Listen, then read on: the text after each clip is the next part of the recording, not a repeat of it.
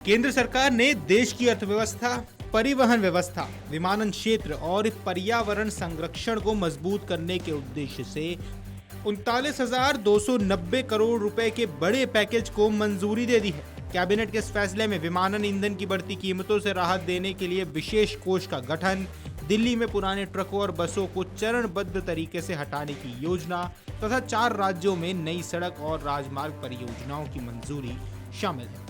सरकार का मानना है कि इन फैसलों से न केवल देश की लॉजिस्टिक लागत कम होगी, बल्कि रोजगार, व्यापार, कनेक्टिविटी और पर्यावरण संरक्षण को बड़ा लाभ मिलेगा। पश्चिम एशिया में जारी भू राजनीतिक तनाव और ऊर्जा संकट का असर वैश्विक ईंधन बाजार पर पड़ा है। इसका सबसे ज्यादा प्रभाव विमानन टरबाइन ईंधन यानी ईटीएफ की कीमतों पर देखने को मिला है।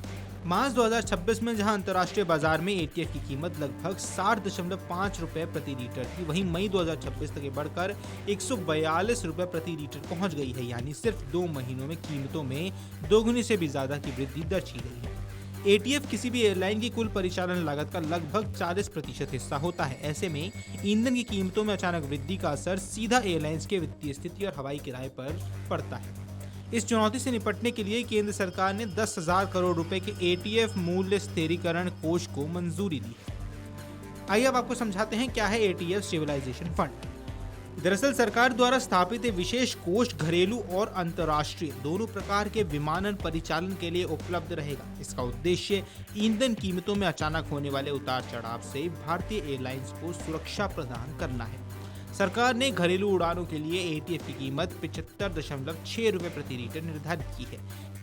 इससे एयरलाइंस को अपेक्षाकृत स्थिर दरों पर ईंधन उपलब्ध हो सकेगा। अब विशेषज्ञ मानते हैं कि यदि एटीएफ की कीमतों को नियंत्रित नहीं किया जाता तो एयरलाइंस को टिकटों की कीमतों में भारी वृद्धि करनी पड़ सकती थी, जिससे यात्रियों पर अतिरिक्त बोझ पड़ता और हवाई यात्रा की मांग भी प्रभावित होती। अब सरकार का दावा है कि ये कोष के जरिए लगभग 77 लाख प्रत्यक्ष और अप्रत्यक्ष रोजगार सुरक्षित रखने में मदद मिलेगी।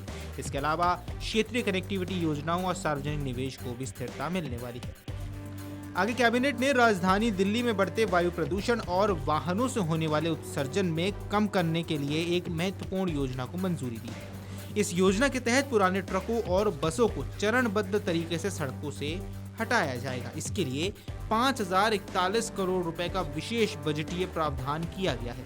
आपको बता दें, दिल्ली लंबे समय से देश के सबसे प्रदूषित शहरों में से शामिल रही है। विशेषज्ञ मानते हैं कि भारी वाहनों से निकलने वाला धुआं वायु प्रदूषण का एक मुख्य कारण है। सरकार का मानना है कि पुराने और अधिक प्रदूषण फैलाने वाले वाहनों को हटाने से राजधानी की वायु गुणवत्ता में सुधार आएगा और लोगों के स्वास्थ्य पर पड़ने वाले नकारात्मक प्रभाव को कम किया जा सकेगा। इसके साथ ही स्वच्छ ईंधन, आधुनिक तकनीक वाले वाहनों को बढ़ावा देने की दिशा में एक महत्वपूर्ण कदम माने जा रहे हैं। 39,290 करोड़ रुपए के इस पैकेज में सबसे बड़ा हिस्सा सड़क और राजमार्ग विकास परियोजनाओं को मिला है। कैबिनेट ने कुल पैकेज में 24,249 करोड़ रुपए की नई सड़क और हाईवे परियोजनाओं को मंजूरी दी है। ये कुल राशि का लगभग 62% हिस्सा है। अब सरकार का उद्देश्य है विभिन्न हिस्सों में माल ढुलाई, औद्योगिक परिवहन और क्षेत्रीय कनेक्टिविटी को बेहतर बनाना। पूर्वी भारत में पर्यटन और व्यापारिक गतिविधियों को बढ़ावा देने के लिए उड़ीसा में कोस्टल हाईवे परियोजना को मंजूरी दी गई है। इस परियोजना के तहत रामेश्वर, कोणार्क और पारादीप जैसे महत्वपूर्ण क्षेत्रों को सड़क संपर्क से जोड़ा जाएगा। सरकार का मानना है कि इस परियोजना के लिए तटीय क्षेत्रों में पर्यटन को नई गति मिलेगी और बंदरगाह आधारित व्यापार को भी फायदा मिलेगा। इसके लिए 8,301 करोड़ रुपए की मंजूरी दी गई है। दक्षिण भारत के औद्योगिक नेटवर्क को मजबूत करने के लिए तेलंगाना के राष्ट्रीय राजमार्ग के विस्तार का फैसला लिया गया है। NH-63 और NH-563 के विभिन्न हिस्सों को 4 लेन के बनाया जाएगा। इस महत्वाकांक्षी परियोजना के लिए 7,597 करोड़ रुपए आवंटित किए गए हैं। सरकार के अनुसार इससे औद्योगिक माल परिवहन तेज होगा और यात्रा समय में कमी आएगी।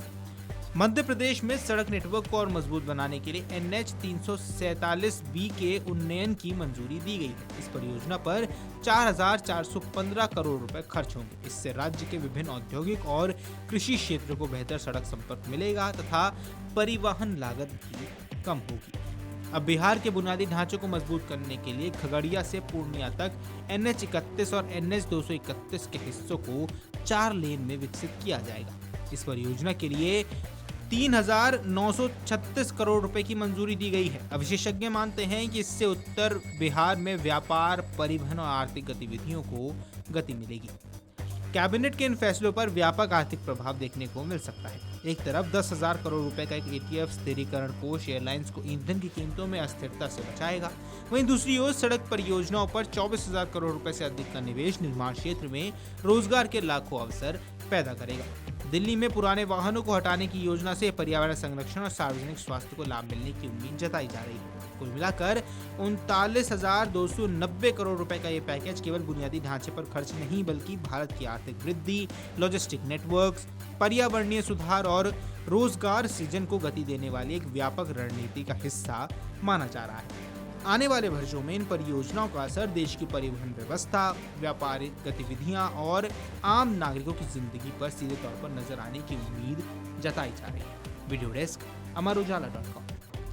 अगर आप ये वीडियो YouTube पर देख रहे हैं तो हमारे चैनल को सब्सक्राइब कर बेल आइकन दबाएं और Facebook पर देख रहे हैं तो हमारे पेज को लाइक करें।